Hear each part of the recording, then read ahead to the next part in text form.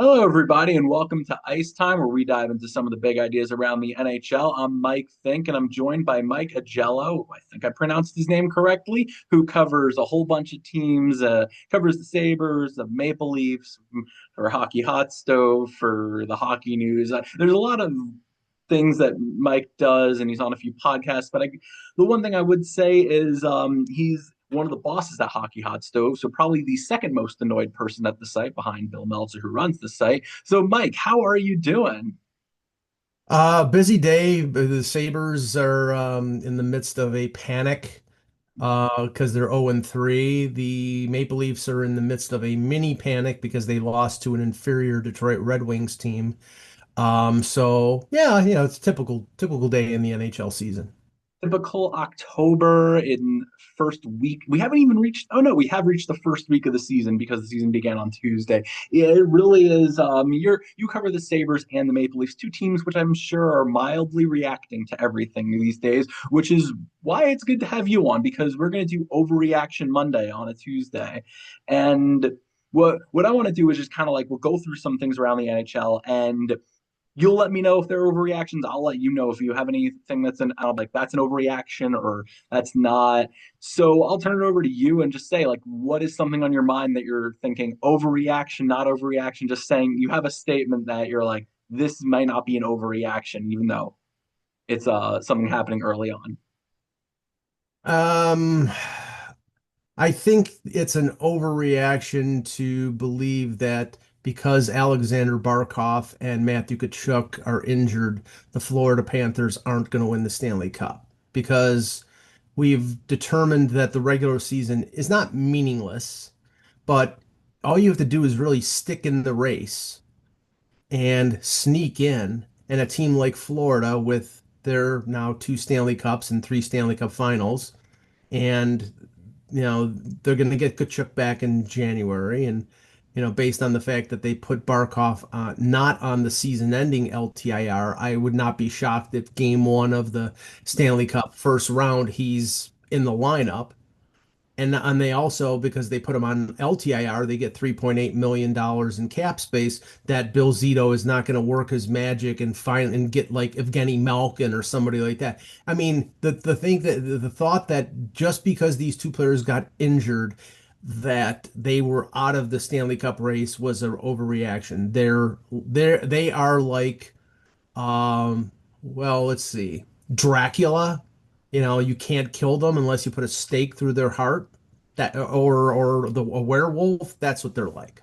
I'm trying to think of what team they remind me of historically. And just because you're talking about the overreaction was they are done when Barkov went down, or they're not going to be the same team because if Barkov is out for the playoffs, they're not going to be the same type of team. And I just look at them and I'm like, they'll be fine. They have you just talk about their forward unit that is so deep where Brad Marchand was a third line skater on their Mhm. cup winning team. And now I think he's moved around because they've had to move people around, but they have all these players that come at them in waves. And it's just like, I'm just trying to think of like what team, because I'm like, they're fine. And it just, like, I'm reminded a little bit of like back in the day, the Montreal Canadiens winning all those cups where it's like they've won before, they know how to win. The regular season does not matter to them. And after a few cups, you start to feel that where okay, they're going to lose a game once in a while. They just lost to the Flyers 5-2, a game that they really also were out. They weren't playing so well either against them. But these October games aren't going to matter for them as long as they get in. They're fine. It's interesting because I'm trying to think of like what kind of team. Yeah, they are. They remind me of because what do they remind you of anyone? Because that this team that's okay, they've been there before. This doesn't matter. This slow start doesn't matter to them. They'll be fine, and it's true they are going to be fine. They already got those 3 wins to start the season. Well, I've heard the comparisons to the Penguins because of the fact that, when Sidney Crosby was having his concussion issues, Malkin stepped up and was the number one center and he was fantastic, and vice versa. When Malkin got hurt, Crosby stood up Marc-Andre Fleury goes down and Matt Murray steps in. It's like, they always had a replacement. They lose Chris Letang. They win a Stanley Cup with Ron Hainsey as their number one defenseman, basically. Either that or going back probably way before you were born, the New York Islanders of the dynasty of the early 80s, where, I mean, if they had lost Brian Trottier, they would have been in trouble. But they were a team that they could lose a player, but their structure was so good under Al Arbor that, and they, and then they had significant depth that if Billy Smith went down, Roland Melanson was their backup goalie. He was a really good goalie. They could survive for a stretch with Rolly the goalie instead of the Hackmeister Billy Smith. But that's a team that won four Stanley Cups, and this is a team that, if they make the final, will be in four Stanley Cup finals with Florida. So I think the comparison is pretty apt. No, yeah, the Island. That's why I was thinking like Canadians and Islanders. The Canadians in the '70s won five in a row, and the Islanders are won four in a row, and the Panthers are becoming that team that could potentially win three in a row. And it's when you hit that third. In this case, they're going to be their fourth appearance in the finals if they make it. If they make it that far, it's still early. We shouldn't overreact to that. I'm overreact in that regard. We shouldn't do that. Well, But three in a row in the cap era is different than, yeah, 76 through 79 with the Canadians, or 80 through 83 with the Islanders, or the Edmonton dynasty of the 80s. I mean, there was no limit of what they could spend. And there was no limit in the 90s, when, like, Detroit outspent everybody and Toronto was spending tons of money. With this cap, the only advantage, as we know, is the state tax situation, which Florida and Tampa and Dallas and Vegas are playing to the hilt.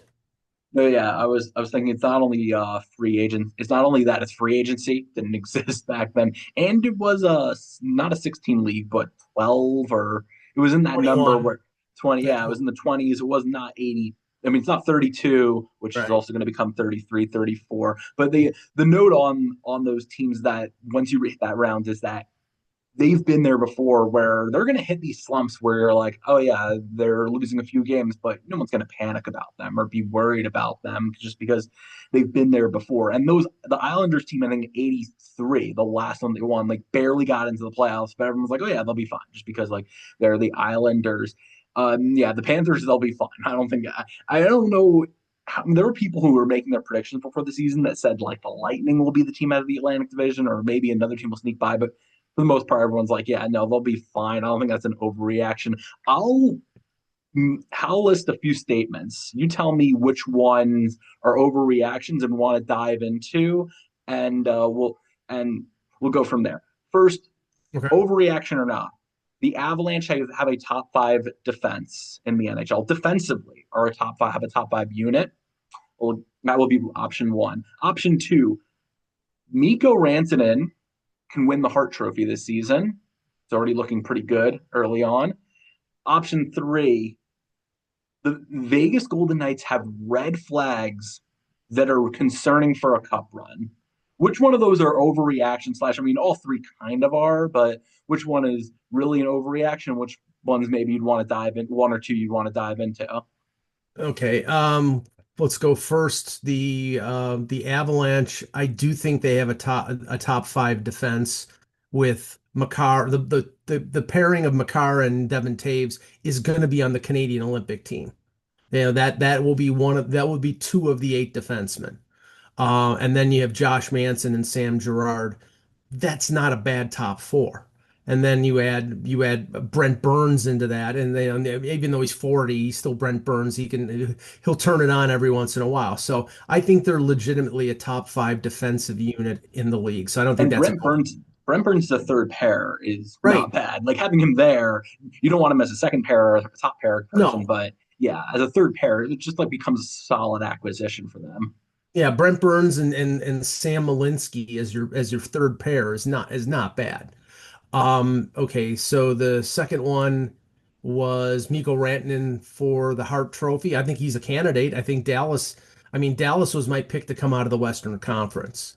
So if I believe that Dallas is going to come out of the Western Conference, I'm predicting that Mikko Rantanen is going to be a dominant player. Now, does that mean he's going to score 100 points? I don't know. He may not get that kind of ice time like he did in Colorado, and it depends on what line he's playing on. But I mean, I think he's in the mix. I mean, you could say it's a little overstated because I mean, any league with Connor McDavid in it or Austin Matthews or Kirill Kaprizov if he stays healthy, he would have to have a 100-point season in Dallas to be in the mix. The third one, Vegas. I think Vegas has a ton of red flags. I know everybody wants to pick Vegas to come out of the West. I think they have the ultimate Sicilian curse in Mitch Marner, the playoff curse that will keep on giving. Plus, they spent $12 million on a winger that they really didn't need. I mean, he's a great player. Don't get me wrong. In the regular season, he'll score 100 points playing with Jack Eichel and Barbashev. But they didn't replace the player who arguably was the most important player for them when they won their cup, and that was Alex Pietrangelo.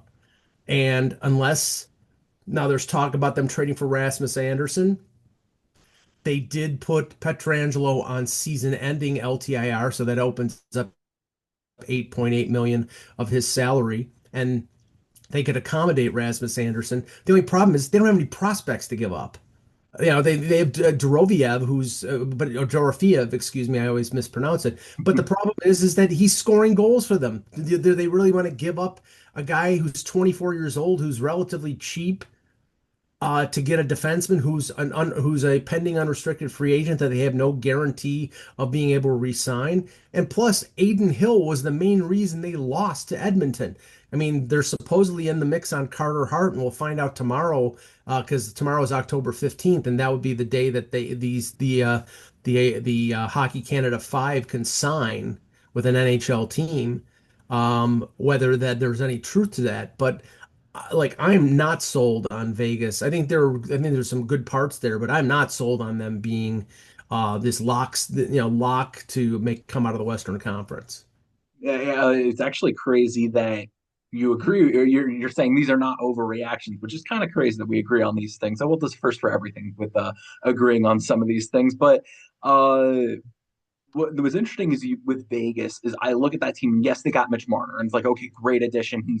He is a two-way player, Selkie type of player. Him and Mhm. Jack Eichel, people are talking about that line, but Mhm. at what cost? People are forgetting what the cost really was, which was when you trade Nicholas Roy or Nick Roy. I think he's actually Roy. But anyway, they traded him. They traded Nick Hague. They traded away Mhm. traded away a lot of that depth, and they don't have a good defense this season.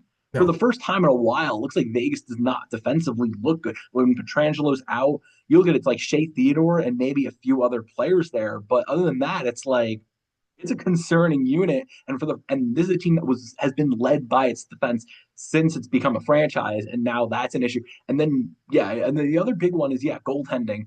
I was watching the was it opening night or was it second night where they played the Kings, and that was like a 6-5 overtime game. And I'm like watching, I'm just looking at both teams. I'm like, there's some concerns defensively. You've got to make a move of some type. And it's a red. It's not just that you have issues defensively, you have issues in the net. And when you have two issues there, Mhm. you can't fix. It's hard to fix both. And I'm like, they could be in. That's some real concerns there. Like I know they'll be fine. They'll probably win the Pacific Division or they'll be up top of the Pacific Division. But everyone's talking about, oh yeah, the Oilers take a step back. Well, if they face the Oilers again, like, do you feel more comfortable in Vegas or in Edmonton? Honestly, like, I mean, look, I know it's early, but like, even so, you project ahead, like Yeah, what teams can do. yeah. Vegas, they can't avoid Edmonton, obviously, because they're in the same division unless one of them finishes in the wild card. But yeah, I mean, I don't think anybody wants to face Connor McDavid in the playoffs. That being said, I think Edmonton has as many holes as Vegas does. That's why I picked Dallas to come out of the West because Edmonton's goaltending is a sieve. And their defense, I mean, the signing of Ekholm was excellent because he's a solid veteran guy and he's not costing them a lot. Darnell Nurse is not worth $9.5 million. He's an okay defenseman, but he's not at the level of some of the players that are being paid that much. And Evan Bouchard is a defensive, he's as much a sieve defensively as Stuart Skinner.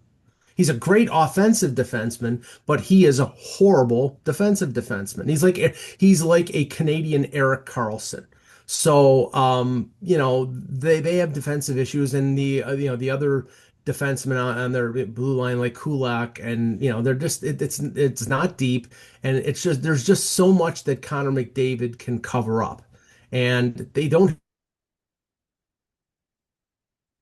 have the depth that they got rid of Brown, and they're really betting on Isaac Howard and Matthew Savoy filling in the NHL and being able to contribute for them to have a legitimate chance of coming out of the West. And I don't believe that they will. Yeah, I think between those two, it's like they're going to face each other in the Pacific Division, but they all have their issues. And it's kind of interesting because the way the Western Conference is this season, it's like all these teams have their issues. And you're just, the big question is which ones can solve them. And with the Oilers in Vegas, it's the same issue. You don't have the assets at this point to make a move or to fix your issues. The Oilers last season, they got Jake Wallman. That was a huge addition for them. Talk about they're fixing their defense. They added John Klingberg too, who actually had a good playoff run. Go figure. So they can maybe try to do that again, but they don't have the pieces to move. They don't have the assets to move to do that. And talk about one of the worst contracts. I mean, okay, Jake Wallman had 1 year over 20 points. He had 40 last year. Two-thirds of that was with San Jose, where he was playing unlimited minutes because San Jose was a non-playoff team. He gets to Edmonton. He plays well in the playoffs, and they give him 7 times 7. Stan Bowman should be fired on that contract alone. It's insanity, but he's not. Yeah, no, I mean he's at least got 2 more years. How whenever McDavid becomes a free agent again, which Uh, 3 years from now. 1 more year on the old contract, two more. So in 3 years, he'll be a Toronto Maple Leaf. Yeah, or in 3 years, they're all fired, or they're all whatever. We'll all figure that out in 3 years from now. They at least kick the can down the road for then, which is good for him at least. I'll turn it over to you because I feel like I'm talking enough about the points that I've had, which are if you have a few statements that are overreactions, you can just kind of rattle them off, and I'll see if I find any of them overreactions or just regular reactions, being like, yeah, that sounds about right. Well, You seem to agree with my three, the so I'll turn over to you.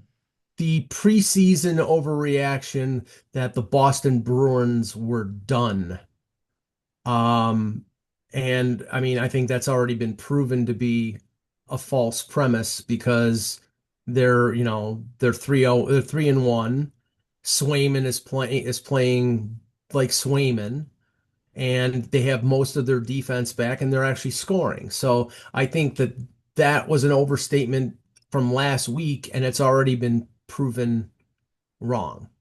Um, the other overstatement is that the Montreal Canadiens are a lock to make the playoffs. My ass.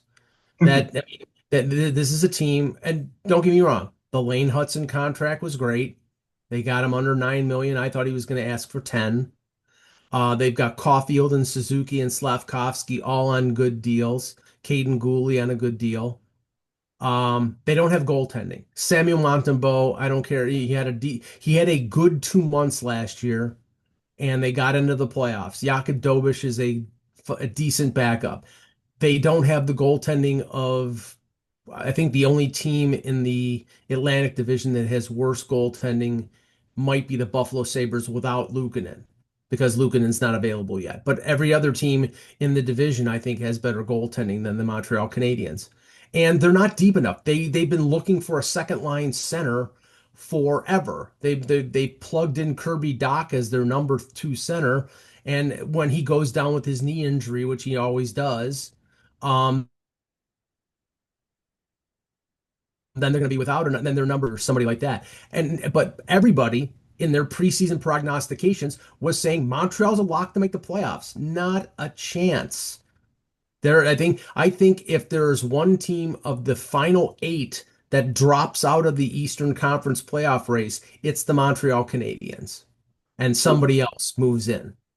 What's interesting about well, first with the Bruins, what's interesting about them is that now the overreactions in the other direction, which is they're back and they're all the way back, or they look great again, Yeah. which I think the interesting thing, I think two things can be true at the same time, which is that they're better, but they're not Yes, back.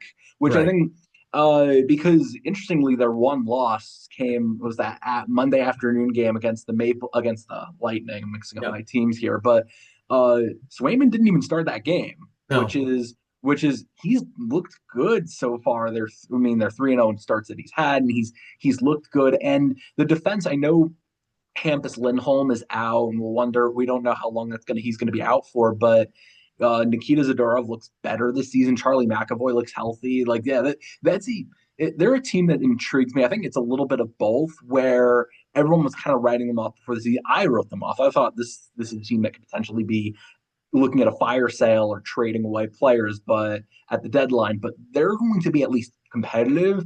At the same time, like all the way back, I'm like I would push back on that. So there was a little bit of that. No. Yeah, I with don't I don't think they're all the way back, but the people who were saying that they were going to be at the bottom of the Eastern Conference, they were wrong. And the people who now are saying they're going to be a top three in the Atlantic Division, they're wrong. I think they're in the mix for the wild card. I think yeah, that they're amongst that group of 5 or 6 teams, which would be Detroit, Boston, Montreal, Ottawa, now that Kachuk is out for a month, Columbus, maybe the Islanders. So it's 5 or 6 that are competing for the 2 wild card spots. I think the top three in the Atlantic Division are going to be the same top three that were last year, and that's Tampa, Florida, and Toronto. And who knows what the order is going to be. yeah. I mean, at least I could see Toronto and Florida.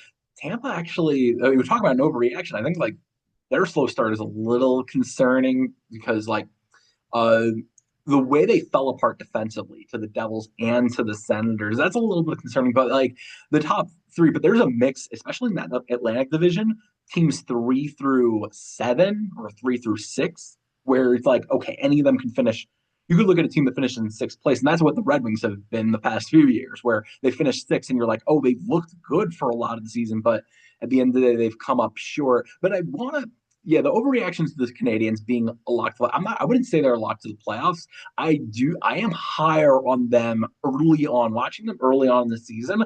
I'm higher on them than I was maybe even before the season. Watching the way Zach Bolduc has kind of stepped in there Oh, and yeah. become a key part of that. You're looking for those players that's like, okay, if you can round out the top six or round out the top nine, Yeah. you have a forward unit that can really just overwhelm anyone. I mean, watching the game against Detroit where they Mm. just blew by them like 5-1 or something like that. It's something that part is like okay, that's actually something to build on there. Yeah, and then you talk about Lane Hudson being defensively, and Noah Dobson hasn't really burst onto the scene as a scorer yet, but like I think he's stepped up so far. And I mean that's what I wonder about is they were good last season. They get Dobson. Lane Hudson's under contract now, and Zach Bolduc has been a really big addition to the point. And Demidov should be one of those key players. Like if they already were a playoff team and they've gotten better, like why the pushback, I guess, or why the concerns? I mean, you mentioned them, but like maybe why those things will hold them back. Well, okay, we'll go in order. The goaltending I already railed on. Yeah, Defensively, the only problem I have with the Dobson trade and the deal is that Dobson and Lane Hudson, they're not the same type of defenseman, but they also sort of overstep each other. Dobson's an offensive power play quarterback type. He had 70 points a few years ago, had a regressive year last year with the Islanders. That's why the Islanders were willing to move on from him, and he wanted to get paid. But Hudson scored 66 points and he's the power play quarterback. Now, unless you're going to use 2 guys, 2 defensemen, which nobody does anymore on the power play, then they're sort of overstepping each other. So if you would have been able to go out for $9.5 million and sign like the equivalent of Shea Weber, a defensive defenseman who's in his mid 20s to sort of support a Lane Hudson, then that would have been more comparable. But they went and Mike Matheson is an offensive defenseman as well. So Caden Gooley's more stay at home. Carrier is a decent. It's not a good fit. And the thing is, I agree, Demidov is a dynamic talent, but they're depending on him to be Pavel Bure right off the bat. Everybody's saying he's the leading contender for the Calder. Can we cool our jets here? He's played what, 10 regular or not even, I think 8 or 9 regular season games.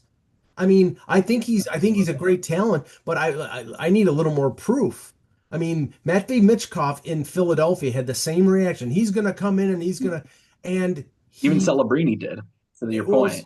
right. And so, but Celebrini, there's the difference. Celebrini, he goes to play 1 year in the NCAA. He plays against adults. He plays against older, stronger players.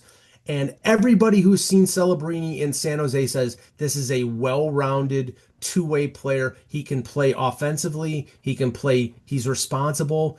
He could make the Canadian Olympic team. Connor Bedard is probably not going to. And Connor Bedard is more like Mishkov and Demidov. Great offensively, but they haven't rounded out their game. And to put too much pressure on Demidov to like all of a sudden come on the scene and score 35 goals, I think that's asking too much. Yeah, him to be the savior, which he not really is what he was, but as much as like him coming in and already winning the Calder, it's why the Calder Trophy is one trophy. I'm like, if you have a clear cut favorite, do not like pick the clear cut favorite just because it's such an unpredictable award. Even when you have a quote unquote generational talent entering the draft or whoever it is, even like next year, Gavin McKenna is going to presumably be the favorite, but just because it's wide open and unpredictable and anyone can step in and win it. And what's interesting is, yeah, with Demidov is that yeah, he can have those growing pains early on this season, and it will it will hold the Canadians back a bit. I mean, what's interesting, you talk about their defense having so many scoring defensemen. It just reminded me of, and that in the combination of goaltending being a question mark with Montebo Dovesh, like you wonder if that new group's going to hold up. Is they might not be a great team, but might be a fun team this season. They might win a bunch of 6-5 games and lose a bunch of 6-5 games, and that's good. And I mean, for some people, that's fun hockey to watch. It's like fun to like have it on, and be like, oh yeah, there's another goal there, and there's another goal in that game. But I digress on that. All right, we're running low on time here, and you've got places to go and things to do. So I'll let you. Let's wrap up with any quick fire overreaction, any quick statements that we don't off the top of your head that you want to get to quickly before we wrap up. Okay, I'll stick with the Eastern Conference. The reports of the death of the New York Rangers are greatly exaggerated because any team that has Igor Shesterkin in goal and Adam Fox on defense can never be dead. Now they need to score. They need Panarin to have a great year. They need Zibanejad to bounce back. Lafreniere to continue making progress. But Adam Fox had a bad. They said Adam Fox had an off year last year. He had 61 points. That's pretty good for an off year. And Igor Shesterkin is still one of the top, I'd say, 2 or 3 goaltenders in this league. He could keep that team in the playoff race by himself. They have the best goaltending tandem in the NHL with him and Jonathan Quick.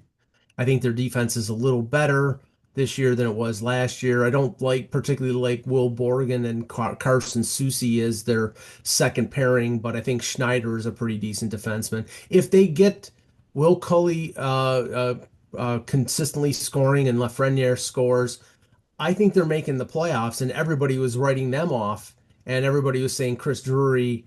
I didn't like a lot of the decisions that he made last year, but I think he saw that the team was getting older and knew that he had to make some changes, and he made the changes as difficult as they were.